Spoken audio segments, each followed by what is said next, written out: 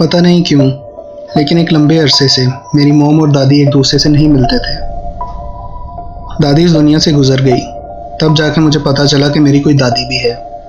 Mom ने मुझे कभी उनके बारे में बताया ही नहीं। तब हमें उनके फ्यूनरल पे जाना था।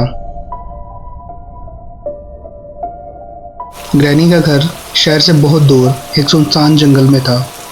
उस जगह पर उनके घर के अलावा दूर दूर तक कुछ भी नहीं था। हम जब पहुंचे तो आधी रात गुजर चुकी थी। मैं एक कमरे में लेट गया और दीवार पर एक खिड़की से बाहर की तरफ देखने लगा।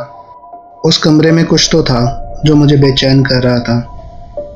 मुझे नींद नहीं आ रही थी और ये महसूस हो रहा था कि कोई मुझे देख रहा है, जैसे मैं इस कमरे में अकेला नहीं हूँ। तभी मुझे अजीब सी आवाज़ सुनाई दी। मेरे सामने एक वुडन बॉक्स था और कमरे का दरवाज़ा। पहले मैं समझा शायद ये आवाज़ दरवाजे की है, लेकिन दरवाज़ा बिल्कुल स्टैटिक था। वो आवाज़ शायद उस वुडन बॉक्स से आ रही थी। मैं डर चुका था। अंधेरे में कुछ ठीक से नज़र भी नहीं आ रहा था और इस घर में इलेक्ट्रिसिटी भी नहीं थी, इसलिए मैंने सुबह होने का इंतज़ार किया और क्यूरियोसिटी से उस बॉक्स की तरफ देखता रहा। और कब मेरी आंख लग गई मुझे पता ही नहीं चला। सुबह सूरज उगते साथ ही मेरी आंख खुली। मैं सीधा उस वुडन बॉक्स की तरफ बढ़ा। वो बहुत भारी था, लेकिन मैंने हिम्मत करके उसका लिड ओपन किया। वो बिल्कुल खाली था। उसमें सिर्फ एक तस्वीर थी, शायद वो ग्रैनी की थी। यूं लग रहा था जैसे ग्रैनी इस तस्वीर से सच में मुझे देख रही हो। एनीहाउ, वो तस्वीर मैंने दोबारा उसी बॉक्स में रख दी और उसे बंद कर दिया।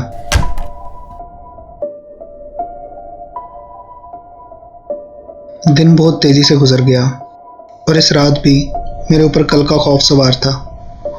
एनीहाउ, मैंने इस सब को अपना वहम समझकर इग्नोर कर दिया। और वैसे भी हमारा नेक्स्ट मॉर्निंग यहाँ से वापस चले जाने का प्लान था। मैं खुद को तसल्ली देकर सो गया।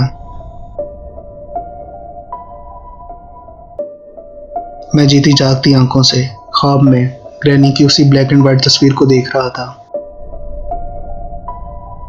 फिर उस बॉक्स से एक हाथ निकला और मेरी तरफ बढ़ने लगा। मैं चीख पड़ा और मेरी आंख खुल गई। बहुत ही भयानक सपना था। मैं दोबारा सोने की कोशिश कर रहा था कि फिर से वही आवाज़ सुनाई दी।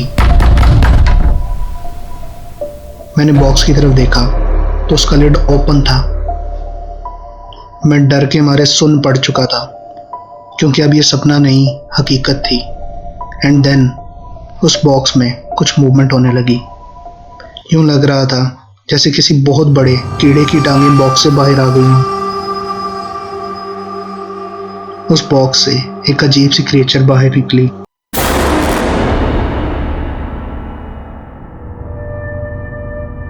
पीली रंगत, सफ़ेद आंखें और टेढ़ी काली उंगलियां थीं, जैसे वो किसी को पकड़ना चाहती हो। मेरा जिस्म डर के मारे पैरालाइज्ड हो चुका था। मैंने कंबल अपने चेहरे के ऊपर कर लिया, ये सोचकर कि शायद मैं इससे छुप सकूं। मैंने डर के मारे आंखें बंद कर ली थीं, लेकिन तब कुछ भी नहीं हुआ। मैंने कंबल हटाकर देखा तो वहाँ कोई भी नहीं था और वो बॉक्स भी बंद था।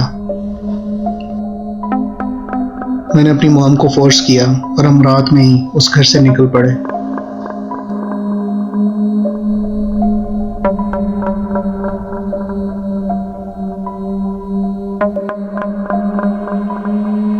घर पहुंचते साथ ही मैंने मॉम से दादी के बारे में पूछा कि हम उनसे क्यों नहीं मिलते थे, उनका घर इतना अजीब क्यों है। मॉम ने बताया कि बेटा, ग्रैनी हमसे मिलना नहीं चाहती थी, बल्कि वो किसी से भी नहीं मिलती थी। ग्रैनी हमेशा जिंदा रहने के लिए काला जादू करती थी, जिसकी वजह से वो किसी से नहीं मिलती थी। गाइस, हमारे चैनल को सब्सक्राइब करें और साथ दिए हुए बेल आइकन पर ज़रूर क्लिक करें ताकि हमारी हर नई वीडियो की नोटिफिकेशन आप तक पहुंचती रहे।